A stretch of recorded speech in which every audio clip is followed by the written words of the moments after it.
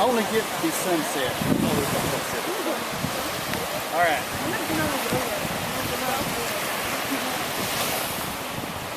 Okay, before we get out there, here are the measurements we're looking for on this trip. Okay? Yeah. I want this to be a year-long study, so this is not just only data that we want to collect. Today, we're going to use the GPS to mark some places, like we're going to mark just when we first launch. We're going to mark that area. We're going to locate, we're going to find the exact location, GPS location, so that whenever we come back another time with a different GPS, it won't matter because we've got that GPS recorded. Alright, we're also going to mark somewhere on the green, and we're going to get some sea level comparisons.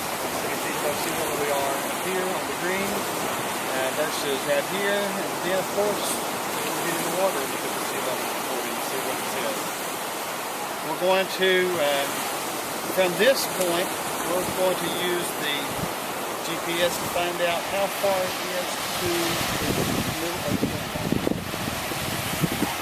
We're going to use this depth finder, which is this thing right over here. Now Matthew will help you use this GPS. He's a professional at this GPS because he uses it when he goes fishing every day.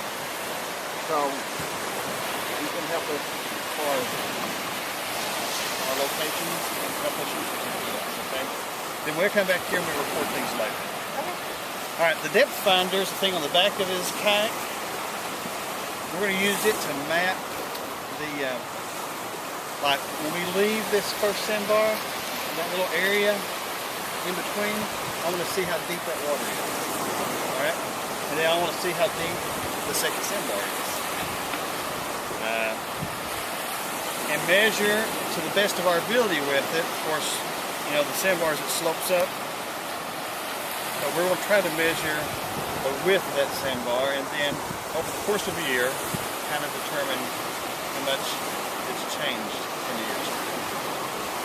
Alright, it would have been so nice if we got these measurements before the last storm, but it didn't work out. That's okay, we'll do this for a year, we'll see how it changes.